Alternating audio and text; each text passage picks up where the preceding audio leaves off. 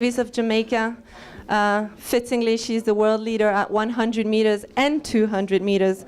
But if there was one favorite event, which one would that be, the 100 or the 200, and why?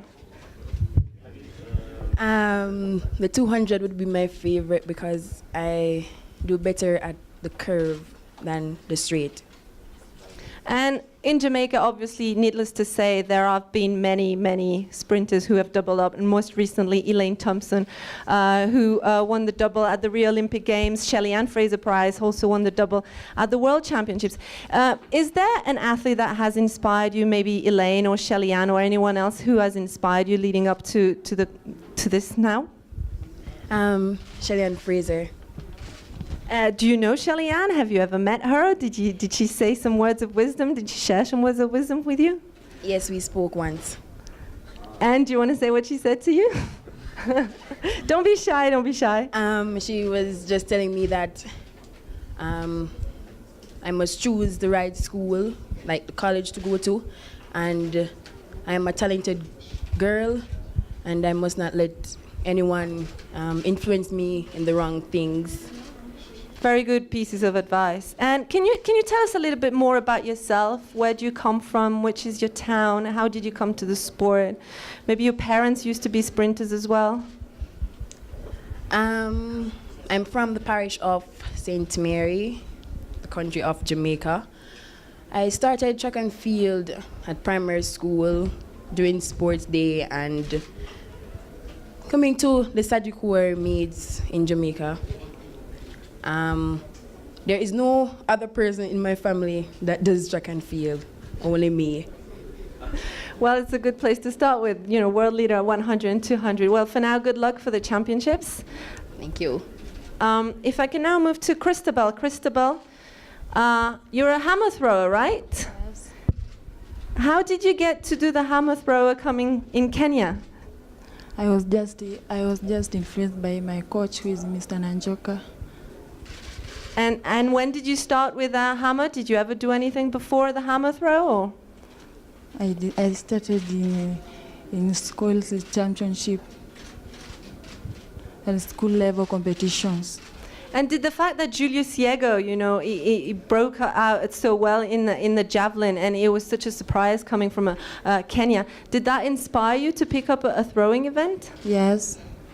She inspired me because she has confidence when it comes to competition. That's why I said that I can do. Because she's an African, because she's in African, and so I am.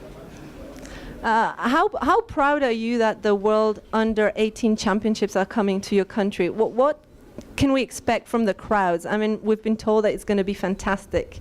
I'm proud because it is in Kenya, and that is it. It is advantageous to us because our climate is we are in our own country, and it's in our climate, so it cannot affect us anymore, and that's why I'm proud. And well, we're hosting in Kenya. We're very happy to be here. Thank you for hosting us. Yes, I'm happy to be at home, Kenya. If I can now move on to Michael. Michael, you want to speak English? No.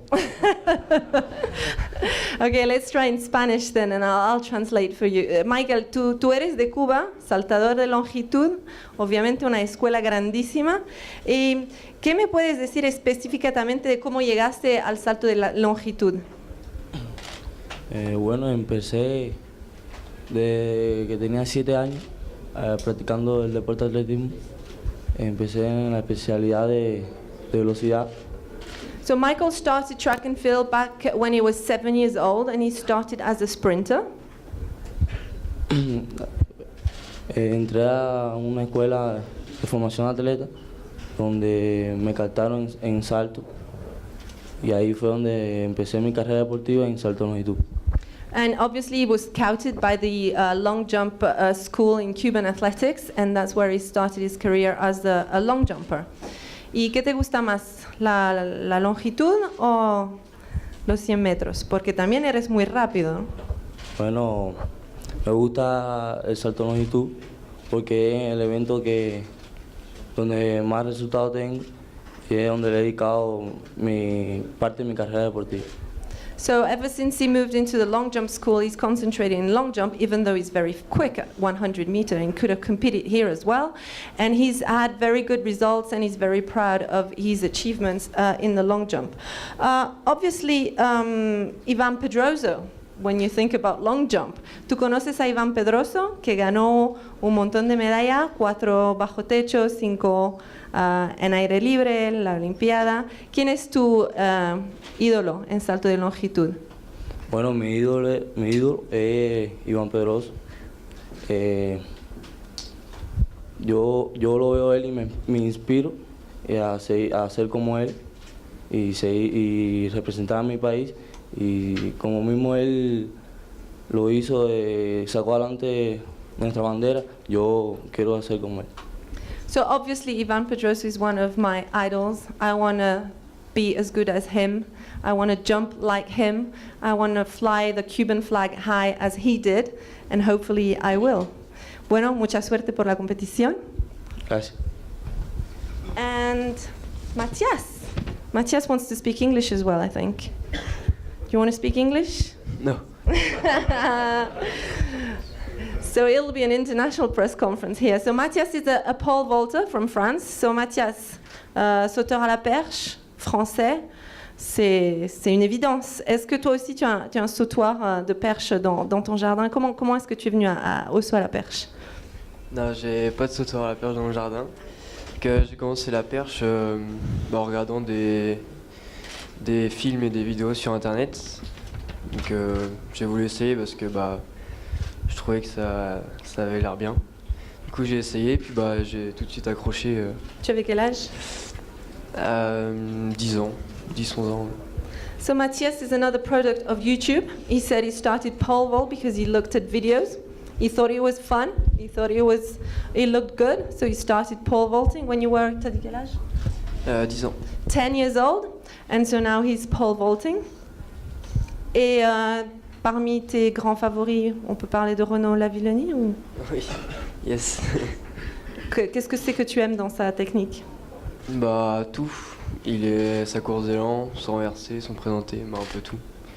So obviously he's big fan of Renaud Lavillenie, the world record holder, but he doesn't have a pit in his garden like Renaud has. Maybe he will in the future. Et quelles sont tes ambitions ici à Nairobi? Tu vises le titre? Tu vises le record des championnats? J'aimerais bien faire un titre, comme un peu tout le monde là. Et puis après, battre mon record déjà. Puis après, si je peux faire un peu mieux. So Matías' ambition here in Nairobi is to win the title. He said, just like everybody else who sat next to me, maybe not you, Seb, because you've already won enough.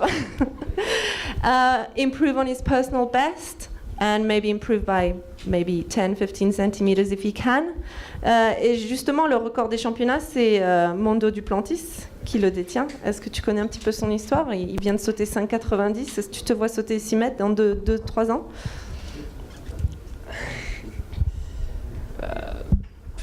Je connais pas trop Duplantis.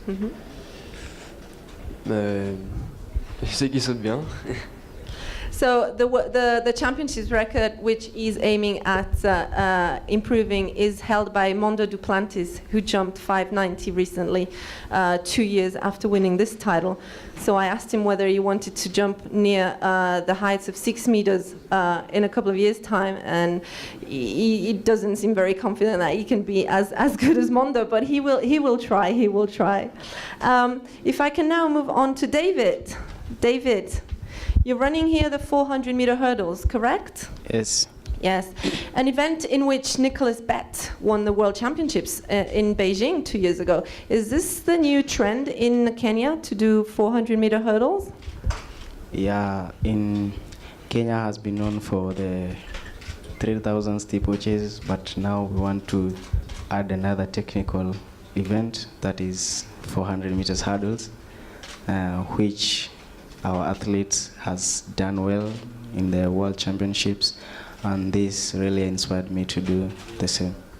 Have you also been coached by Felix Sanchez? I've read that Felix came to Kenya to give a little bit of help. Did you also train with Felix Sanchez? Yeah, but not directly because we've met with Bet and Masheru, who has been coached by him. So they were able to pass the same skills that were given to them to us. So we can say he has done it for us, though it's not directly. And you mentioned the steeplechase before. Did you maybe start your career as a steeplechaser and moved on? How did you come to the sport of athletics? I started as a 110 meters runner. Then I gradually developed the interest of 400 meters hurdles. The coaches that I'm with told me I can do it because I also ran 400 flat. So due to the good running in 110, they told me to run 400 meters hurdles and just become my best event.